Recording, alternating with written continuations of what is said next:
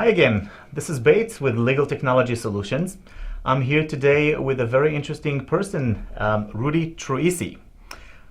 I got it right? You did, Beits. I Thank did you get very it right. much. I've been practicing for about 5 minutes how to say the last name, and he gave me some tips, so thank you about that. Before we start, there's a lot of information you guys want to hear about from Rudy, and it's going to be a very exciting interview. I do want to give you a little bit of understanding what this video is all about and why we do this series. So, as an IT consulting firm who specializes in helping the legal industry, our main focus is to make sure that lawyers and attorneys in general, no matter if they're solo or part of a large firm, can actually take advantage of technology in the best way to help them in business and life. This is what we're in business for, and this is why we create those interviews, because people like Rudy are very knowledgeable in what they do and can bring a lot of extra knowledge to your table as well as mine, of course. And besides the fact, I just love learning new things. And we're going to have a very exciting interview over here. In order to get an understanding of who Rudy is, I'm going to let him speak a little bit about his background, his history, what he does, how he does that, and we'll talk more specifics after this introduction.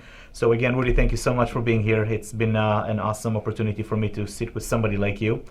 And why don't we start, if you don't mind telling me a little bit about you, how long you've been in the Valley, what have you been doing in your previous life, family, anything you want to share so the audience will know a little bit more about you. Thank you.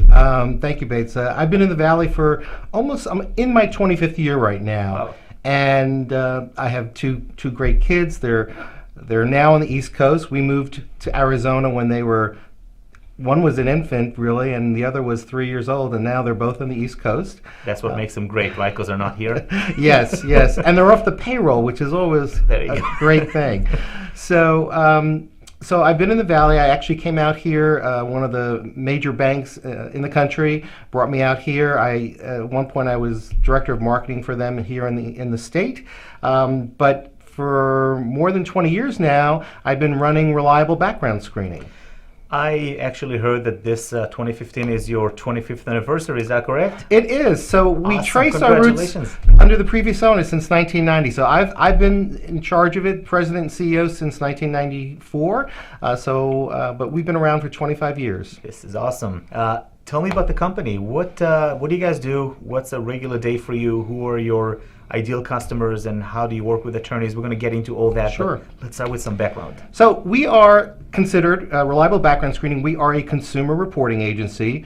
We're governed by the Fair Credit Reporting Act, FCRA for short.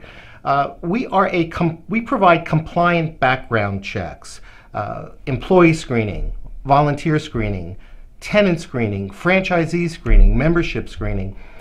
And of those, employee screening is the most onerous in terms of disclosure requirements that employers must follow. And although I'm not an attorney, in full disclosure, I am not an attorney, but I know a lot of employment attorneys, and most of them tell me I know more than most employment attorneys when it comes to this area of the law. Because employment attorneys there's so many regulations. There's a plethora of regulations that impact employment law. I only focus on the Fair Credit Reporting Act, and that's what I'm an expert in. So tell me about how do people usually engage with you? Who are the people? Is it usually HR departments or business owners who are looking to hire the next C-level kind of person, or all of those? All of those and more. So on our employee screening side, it's often the HR director. Depending on the size of the company, it might be a C-level person. With our franchisee screening, it's usually the franchisor who wants to evaluate potential franchisee owners. With tenant screening, it could be the property management company. And membership screening, say country clubs, we do membership screening for country clubs and other organizations. It could be the general manager or the membership director. Okay. And are there any specific items, issues, laws, regulations that you worry about when you deal with a company in Arizona or outside of Arizona? Are there different requirements in your field? There are different requirements. One thing, we have to ensure that every company that we deal with is a legitimate company and has a permissible business purpose for doing the background checks. So we do not do surreptitious types of screenings where You want me to check your daughter's boyfriend, or your on your wife or your husband, whatever the case might be, if you think something is going on. We do not do that type of work. Although we are private investigators, we do have that license. We do compliant background checks, so every applicant signs an authorization and understands that they are being checked for a permissible business purpose, such as employment or tenant or franchisee or membership, etc. Percentage-wise, do you mostly do employment verification, or you do background check for employment or for tenancy, etc.? What we do? Major it's actually a very good mix. It's pretty well distributed. So when I bought the company, it did primarily tenant screening, but since 9/11, we have been focusing on employment screening, and we serve clients all over the country, which is really nice. So we can help clients all over the country. Certain states have different regulations. California, in particular, is very regulated, and so we advise our clients as well when there are issues specific to those states. Until I met you, I used another company that did all the background check for candidates before we hired them, and they mentioned something about New York specifically, because one of our applicants came from New York. There was some kind of additional huge charge for the New York court system or whatever to check for criminal background, etc. Is that normal? Is it just New York? Are there any other states? There are certain other, and it's sometimes not entire states, it may be a county, where there are additional, they're called court access fees, where the jurisdiction charges an additional fee, which is does not include the cost for obtaining the report. So in the case of New York, the 5 boroughs of New York, which are, they call them boroughs, they're like counties in other locations, of New York City, as well as many other counties within New York State, the only way to get court information, every company must go through the same quasi-state agency, and the charge is $65. The access fee is $65 for every name that is checked. It does not include our actual cost. So in that case, when we do that for a client, we have to we charge them an additional $65. We pass that through penny for penny. We don't make any money. And every company has the same situation. So when people say, I'm getting coverage around the country on a national check, well, we can talk about that later. There is no national criminal database. Oh, okay.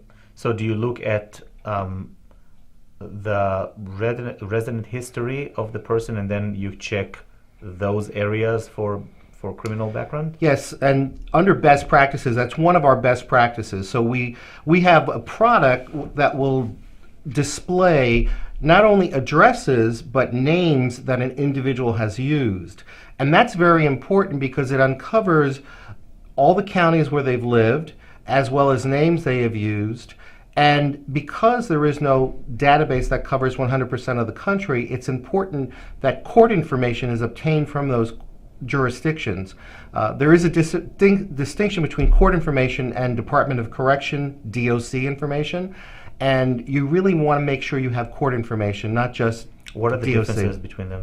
So, if somebody didn't end up going to jail, but they got... yes, so DOC, Department of Correction, If just you end what up in it jail, sounds, that's what you... prison time. Okay.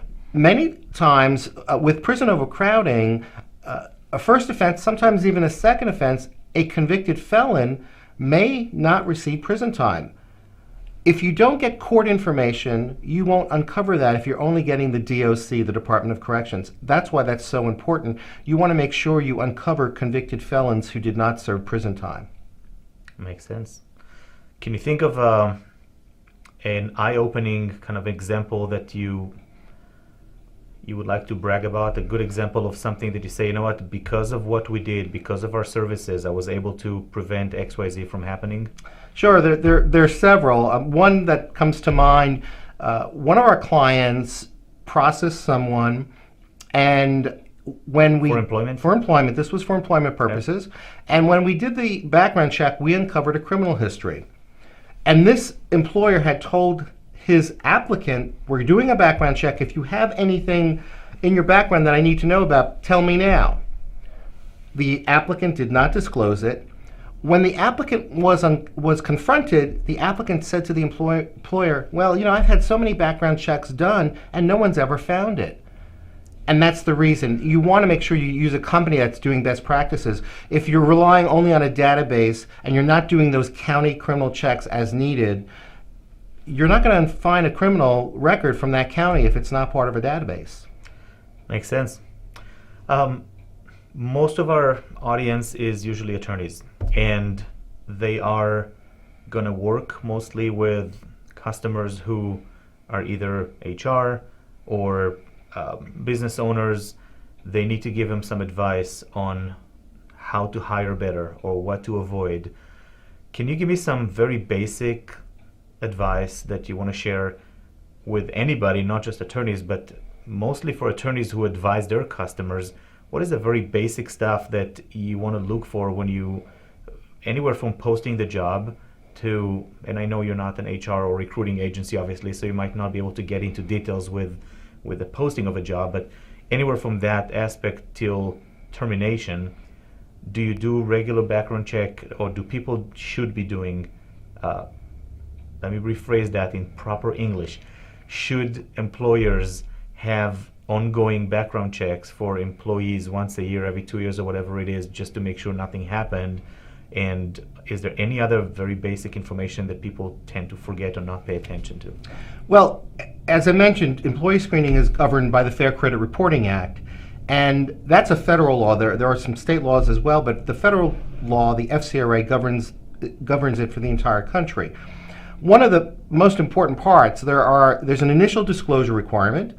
There must be a separate and distinct disclosure form whose sole purpose is the background check. You never want to put your employee disclosure for the background check as part of your general employment application. Okay. In addition to it being separate and distinct, it must have the requisite language and no additional language. There are many companies right now that are being sued in attempted to make class action lawsuits for having disclosures that, quote, were facially invalid. Facially invalid means even if you had all the correct requisite language, if you had one additional sentence that did not pertain to the background check, it could violate the entire background check, and the authorization and disclosure form will be deemed invalid, and the penalty there is $1,000 plus potential attorney fees and other penalties. One example of a facially invalid sentence would be a general release of liability to the employer. You cannot include that in your employee background check, your FCRA disclosure and authorization form. You can include that in your general employment application, right. But if you include a general release of liability to the employer in the employment background check, there are law firms right now that are going after companies, and the bigger the company, the larger the target. Fees, sorry. Yes, and with a willful violation, you do not have to prove any damages. Simply the fact that it occurred, even if the applicant got the job, if you had that additional sentence, the company could be looking at thousands and millions of dollars. So there are settlements now. There are many companies that have settled for multi-million-dollar settlements because they were examples you can share that are out there on the news. Well, there's one recently. Dollar General settled for $4.08 million, but and this is according to the public record. There were over 100,000 applicants during the period of the class action lawsuit. Well, at $1,000 per applicant, your potential penalty was over $100 million just there, not including legal fees. So settling for 4.08, actually, litigation becomes so expensive. It was a better move. It was a better business decision, as painful as 4.08 million. And there have been other companies that settled for even higher amounts. So those forms. Is it as simple as hiring somebody like you and use your forms? I assume you know exactly what needs to be Well, the question is hiring a reputable agency that understands the law. There are a lot of companies out there, and unfortunately there are many companies that are not compliant. They claim to be providing a background check. When you get someone saying, oh, we can provide a background check and it's going to be some low amount of money, it's usually a non-compliant database that they're providing. The forms are probably not even correct if they're providing you those forms. There are additional disclosure requirements. If you're going to take an adverse action, there are additional disclosure requirements that the employer must follow, and we help them with that. What is adverse action? So under the Fair Credit Reporting Act, as it pertains to employment screening, there are essentially 3 adverse actions. If it's a new hire, it would be to not hire that individual. If it's an existing employee that you're screening, it would be to terminate or adversely affect the employee, such as not promote them or demote them or decrease their salary. Now that's if it's based upon what's called the consumer report. The consumer report is the report you get from a background screening company such as us or any other background screening company. That's the consumer report. If the decision is based upon information such as a criminal record that comes from that report, or maybe a motor vehicle report that shows a lot of speeding tickets and DUIs, if that occurs, if your decision to not hire or to terminate or not promote someone is based upon that report, then the employer has 2 additional notices. There's a pre-adverse action notice and there's an adverse action notice. Those 2 letters, there must be at least a 5 business day period in between, and it's called a reasonable time. So we suggest at least 5 business days, and based upon most of the regs that are out there, 5 seems to be probably a safe bet. But 4, there have been companies that have been sued, and in a court of law, 4 has been found to be not reasonable and sufficient time to provide the second letter. So yes, there are very specific. 6 or 7? Yeah, you could, and I'd suggest between at least 5 and 10, and make it sure it's 5 business days, not calendar days. And then what happens between, at the beginning and end? The first letter is simply a letter that says, on this date, Joe applicant authorized employer to perform a background check. It was done by a background screening company such as Reliable Background Screening or whatever other company. Our information must be there, our contact information. The contact information for the employer must be there.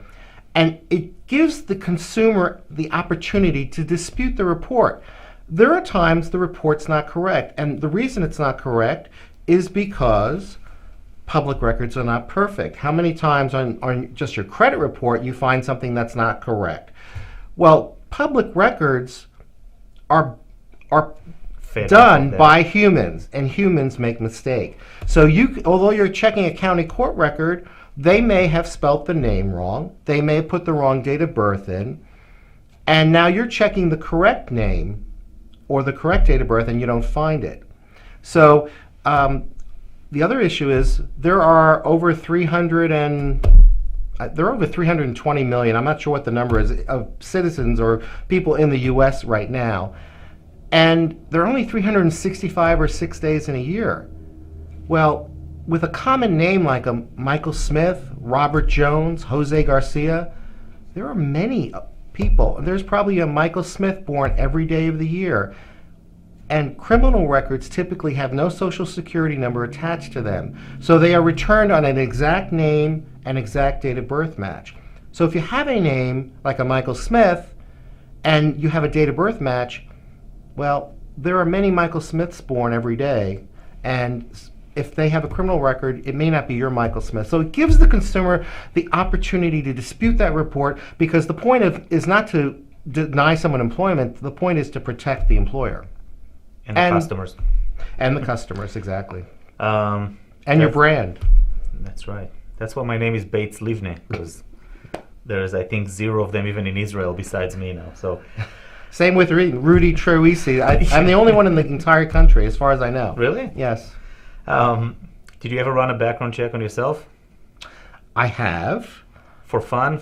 Yeah, I have. Well, all of our employees are background checked, so yes, I have done that. But did you find anything that you didn't know about? Well, years ago I passed. I got a violation for not making a complete stop at a stop sign. I think that's been so long ago that's gone. But there is nothing. But I'm fortunate. I have a very unique name. Again, with me, you don't want to use Rudy. You want to use Rudolph Troisi, because that's what's on my government-issued ID, my license, and that's what we advise clients, is to make sure they use the government-issued ID to confirm that they have the right legal name and the right date of birth. Very interesting because I know a lot of employers do not ask to see the ID until something might happen that with that employee. At what point does somebody have to show their ID to the company? Is it for first thing during the initial application? There are some companies that are concerned because of the age discrimination, that they don't want to see the ID until the employee is hired. If you take that approach, then you need to make sure that you're checking that ID once the employee is hired to make sure that you, in fact, process the right legal name and the right date of birth. Our disclosure forms say, when we ask for that information, that it's only going to be used for the background check.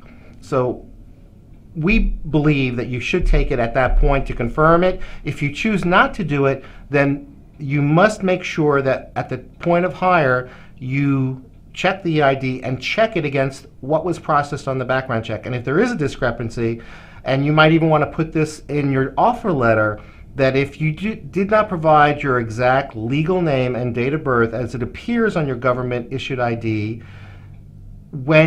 if you don't accept the license until the first date of hire, I would put in my offer letter that will extend your date of hire because we will need to reprocess your background check. So it's kind of like a catch-22. You don't want to hire before you ask for the ID for fear of, they think, discrimination of age, whatever it is. On the other hand, you have to do your due diligence. You must. If you do not check the background check input against government-issued ID, you're wasting your money, because you won't find a criminal record if you're not processing the exact legal name and exact date of birth. What about nicknames and, Rudy, Rudolph? In general, nicknames I don't think are as important. What is important, though, are maiden names. And a lot of people have two last names. So with women who've been married and they've taken their husband's name, it is best practices to check every legal last name. Oftentimes men have a compound last name. You want to make sure you're checking both of those names, because if you're processing it, it's possible they might have had a criminal record. And usually the tools that we have will show the names the person has used. So whether or not they're disclosing it, you'll see the other names that have used. And I would process the exact legal name and dates of birth. I wouldn't process necessarily if someone went by the name of Sonny, but the name actually was Robert Smith, but he went by Sonny. If you get a criminal record, it's typically going to be under your legal documentation. So the fact that you use Sonny... You're not going to use Sonny in court, right. Obviously. The judge is not going to refer to you as Sonny. And sometimes it's part of the record, because when you get booked, they often ask for aliases, so that if the person put down, I go by Sonny, you might find it.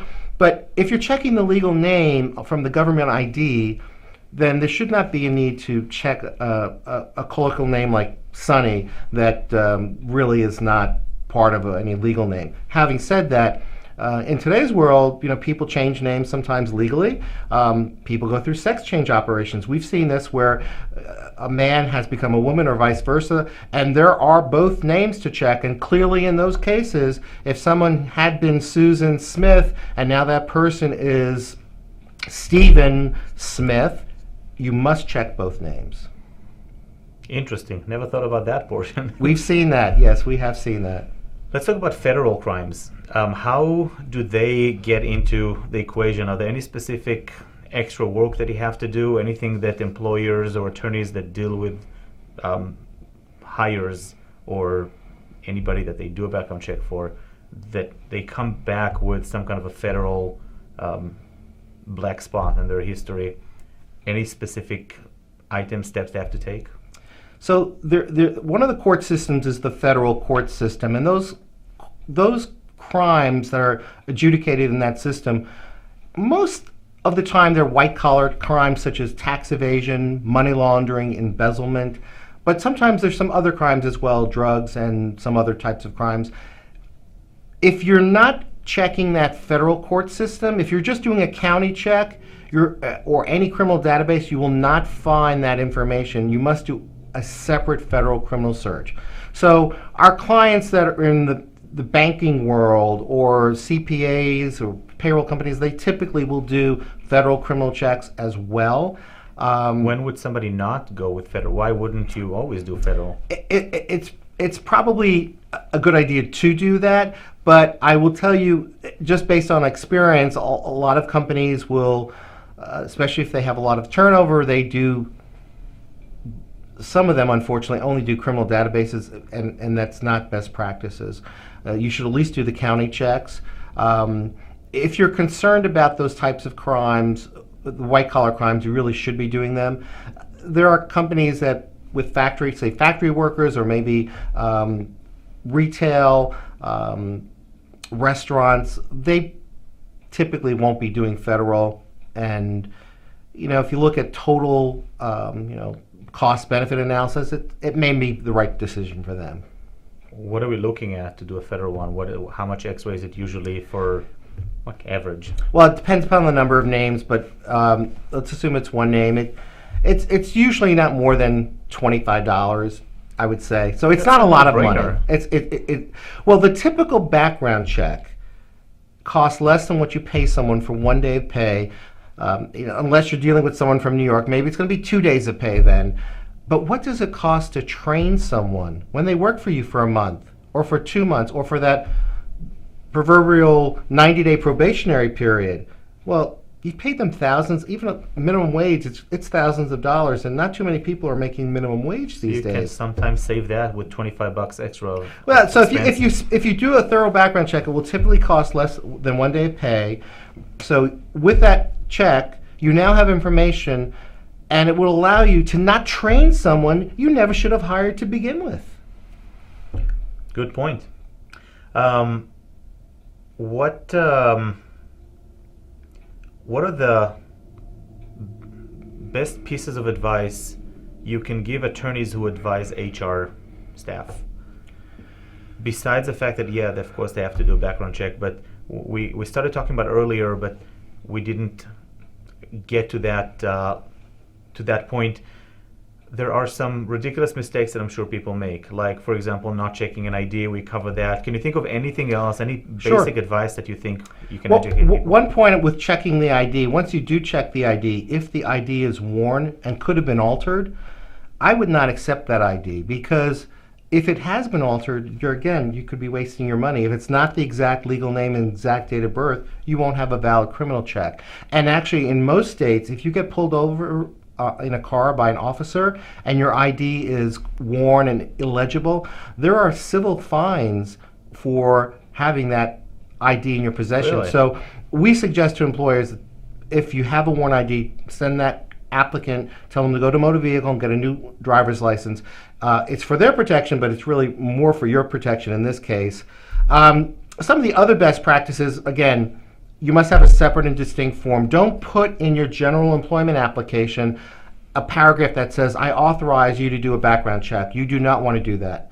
Have that separate and distinct form whose sole purpose is the background check. Do not put any additional language in there. Make sure you have a competent expert reviewing that, whether it being a background screening company that knows their business or an employment attorney. I will tell you that one of the largest employment firms, and I won't say in which city, referred a client to us recently. And as part of that process, when we set up a new client, we explained we will provide the disclosures to them, and they said their counsel had already provided the disclosure. Well, I explained that we are experts in this field, and although we're not attorneys, we are uncovering issues that many attorneys don't know. The long story short, the firm was providing a disclosure that was facially invalid. It had a general release of liability included in it. So when I called the attorney to thank him for the referral, he actually appreciated it, and I just directed him to my website because I post this information there for anyone to read. And he said, would you mind sending us your disclosure forms? So I'm sure they've modified it a little bit and put their own name on it, but one of the largest law firms in one of the towns around the country is now using our disclosure forms. Good for them. The other issue that's really important if you're going to take that adverse action, never ever say to an applicant or an employee, we found a criminal record and we're not going to be able to hire you. What you need to say is, well, don't say anything really. Use the pre-adverse action letter and the adverse action letter. Wait at least 5 business days in between and provide the information that's required as part of the pre-adverse action letter. That's very important. Now, once you give that pre-adverse action letter, and the pre-adverse action letter essentially says that on this date, the consumer gave the permission to the employer and to the background screening company, and the contact information for the employer and the background screening company are there. You redisclose their rights to that consumer, and you give them a copy of the report. Now, once they have this copy of the report, you could have a conversation with them. If you do have a conversation, I suggest you have a witness, another employee or manager with your company, because anything an employee or consumer discloses as part of an interview, whether that interview is in person or telephonically, it is not governed by the Fair Credit Reporting Act.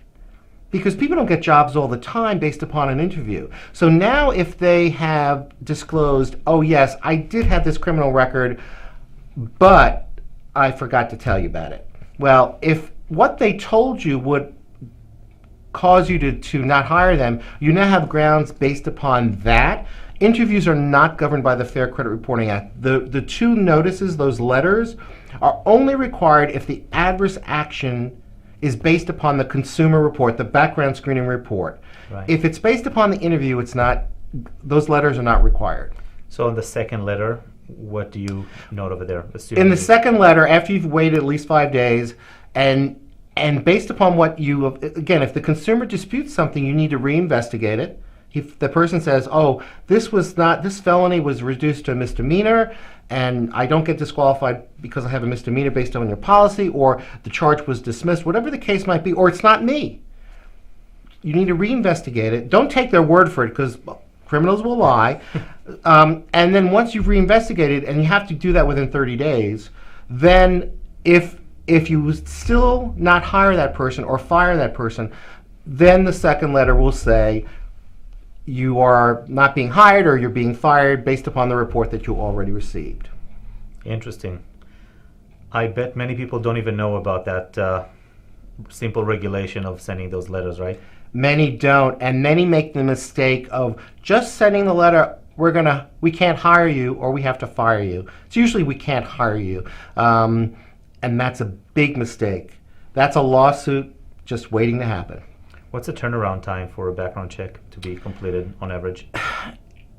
Typically, I'll say depending on where you're located. If you're located in New Hampshire, it can take weeks because the courts in New Hampshire are very slow. Most of them typically are done within 1 to 3 business days. Okay. Can somebody pay you an expedited fee to brush things up, or it's just waiting for paperwork from court systems? Really, no, because if someone has we really try to process everything very expeditiously. The challenge is when you're dealing with a courthouse in New Hampshire, or there are some other locations, maybe a remote part of Wyoming, that they're very slow. And it's not that the researcher that we send there can actually do the work. Oftentimes the researcher can simply submit the request, and then you are waiting for that county clerk to actually do the work. Well, think about with government cutbacks. They have cutbacks in staff. When Katrina happened, well, no one was getting county checks out of New Orleans because the place was flooded. When Sandy happened in New York, that court system that's so expensive, that agents they got flooded. So it took weeks before you could get that out of New York. Normally that's within a day or two, but it was taking weeks then. So there's not a lot you can do. I mean, just clearly when we get a request for a rush, and we follow up to see if there's anything that can be done. Right. But when you're dealing with a county clerk, you really don't have a lot of control over them. I'm kind of surprised that in the 21st century, 2015, it's not all electronically. Why do we even have to talk to a clerk? It's not realistic for them to be able to process that. Just the amount of money you spend on payroll for that clerk times how many clerks are out there around the country. Wouldn't it make sense, you think, for the government to invest in a system where you can query information off of? Well, the challenge is we have about 3,300 counties in this country. And just think about here in Maricopa, one county, how many courts do we have in this county? There are many courts. So not every court is computerized, and certain states are concerned about privacy and make things very difficult. So there is no criminal database that covers 100% of the country. It simply does not exist. No matter what company you use, no criminal database covers 100% of the country.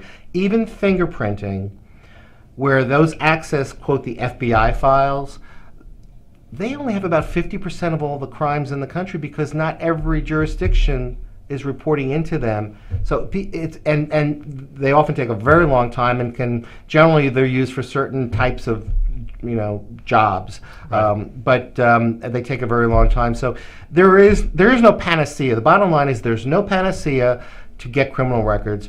So we'll deal with some large school districts, and they fingerprint, but they use our services as well to try to do the best check possible. So the concept of, I don't know if we talked about this, negligent hiring and retention liability, it's a very important concept for employers to understand. Explain me about that, because I think that's a piece of advice that many people, as business owners or HR, they probably have no clue how to even digest that. So negligent hiring and retention liability basically means that an employee of a company, that a company can be held liable for the actions of an employee of a company, even if that employee no longer works for the company. Here's an example. You get someone who works for a medical practice, got hired, and worked there for about an hour. But in that hour, they took a flash drive and they downloaded all the patient information. And this individual had a prior record of identity theft and credit card theft.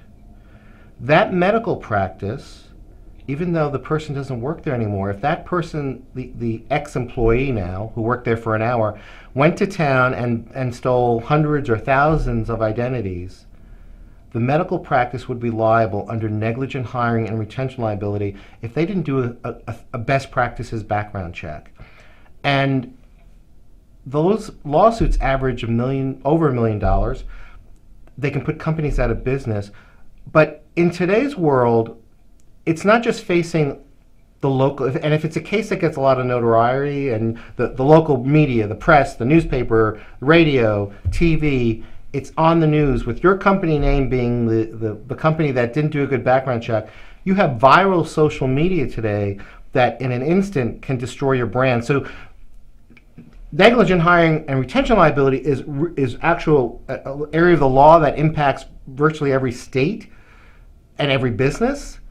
But forgetting about the legal liability, with social media today, the bad news can travel instantly and your brand can be diminished. So before you even fight the lawsuit, your existing clients, customers are self-selecting out. You could be out of business forgetting about the lawsuit. Good point. Let's talk about social media for a second. Again, you're not an HR expert on this episode, and I don't know if you are at all, but looking at using social media and just web searches as part of your background check that you do for people, is that ever something that you guys do? That is an area that we've chosen not to do, and I'll explain why. In social media, people put a lot of things out there. They might put out the fact that they have a disability.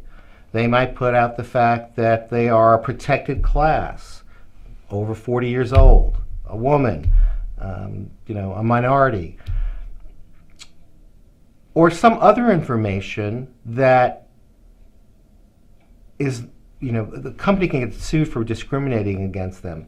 So we have chosen not to offer a service where we'll check social media. Theoretically, an employer could do that on their own, but there's been some case law out there, and I'm not a total expert on this, but I have read about some case law out there that even if the employer does it themselves, they could end up getting sued for discrimination. So it is, look, the world is, anyone can do a Google search, anyone can go out there on the internet and check things, but in terms of us providing a compliance service, that's a service that we choose not to do. Okay. If you look back at the business aspect of how you run your business after you bought it, there were some challenges, I'm sure. There were some hats that you hated wearing. There are some big prices you had to pay in personal life or financial, etc., for mistakes that you've learned from just by going through life and business. Because many of our viewers are attorneys who are starting up and they want to get some piece of advice from somebody who's been in business for 25 years, can you shed some of your life experiences and lessons you've learned? Can you think of any specific stuff that you're saying, you know what, those are the top 3 things that if I would have known about 25 years ago, my life would have been different back then or now? Well, I think, one of the things, my background coming from a large national bank and, with a very big marketing budget versus being self-employed and not having the kind of budget that I was used to, you need to leverage relationships. So as an attorney, I think it's important to find spheres of influence that may help you generate clients. And have integrity. I mean, do the right thing. I firmly believe that if you are doing the right thing and you're helping others, if you help someone, and even if you're not getting paid for it, what goes around comes around. And so if you do some good, I firmly believe that it will come back to you. And I think it's important to give back to the community. I'm very involved in many nonprofits. I'm on a few nonprofit boards, and I believe in giving back to the community. And I think if you do that, you'll succeed. Good point. If you had to start a new career right now, completely new, what would that be? Well, if I had a voice, it would be to sing, because that would be it. But I would say acting, because I recognize I don't have a voice. So my ability to be on stage would be to act. But I enjoy what I do instead is I've spoken before groups of 1,000, 1,400 people. So I get my acting fix from that. But if I had to start a new career, I would say acting. Really? Interesting. I would never have thought about that. On that, looking at you, he got here with a suit, with his serious yet friendly look, and this, this face would not be something I would say. I don't look at you as a singer. Let's say it this way. Last piece of advice for our viewers: if they run into any scenario where they need some help regarding background check, the law of regulations, should they seek help from an attorney who specializes in HR? Should that attorney speak to you? What is the gray area? What are the lines that you say, don't try to do it yourself? Well, I'll tell you, I know many employment attorneys, and I know what their fee structure is, and it's often, upwards of $600 an hour. And I'm not saying they're not worth it, but even within the employment attorney field, most employment attorneys will focus on a handful of regulations. And this happened a few years ago where employment attorneys that I know were telling me, you know more about this than most employment attorneys, even though I'm not an attorney. I thought they were being just kind, but this year actually I recognized it was true, because in February, actually it was last year, when I started posting about some lawsuits that were in the class action lawsuits that were out there. About 3 months later in April, I posted again, and I had conversations with 4 or 5 employment attorneys and maybe a dozen or more HR directors, and none of them knew about this issue of facially invalid disclosures Isn't that their job to know that? Well, but everyone's so busy. There's so many things that an HR or an employment attorney, HR director or an employment attorney need to know. There's a myriad of regulations that impact employment law. Right. I only focus on the Fair Credit Reporting Act. So I think if you can find a very good background screening company, that may be the most cost-effective way. Unless you find an employment attorney, and I would ask them, do you really understand all the FCRA regulations that impact employee disclosures with employee screening? And he or she is going to tell you that. And if they don't, they may call someone like me, because I get calls from employment attorneys all the time asking me advice or clarification or my feelings on a situation. And then they'll charge their $500 or $600 an hour fee. Good for them. Do you have a social media presence? I have a LinkedIn page, and we have a website. Knowing what you know, are you afraid to post some of the stuff over there? Well, actually, every month, pretty much, I'm posting relevant industry news on our website, reliablebackground.com. And if you look under industry news, you'll see pretty much every month information that's relevant to background checks. So, although I'm not posting it out on LinkedIn, and maybe I will one of these days once I learn it a little better, but I am putting information out there on our website. Cool. Reliablebackground.com. You guys should check their website because it's full of information, and I was really impressed when I looked over it. I want to really thank you for being here, Rudy. It's been an awesomely knowledgeable experience, I would say. I learned a lot, and I'm sure you guys have as well. If you have any questions at all, Rudy's contact information is going to be right after this video on the screen. And are you open for helping people with a quick advice? What is the way to engage with you? How do you usually talk to attorneys that might need your services? What's the process? Well, one way you could call me. That's fine. You could go to our website, reliablebackground.com. There is a place for sign up now or contact us where you can put in your information and put your request in there, and we'll follow up with you generally within 4 to 6 business hours. Cool. This is why I like doing these videos, because I meet people like him and get all this knowledge, and it's been an amazing pleasure, Rudy. Thank you so much. Beits, thank you so much. Pleasure. Be well. Thank you.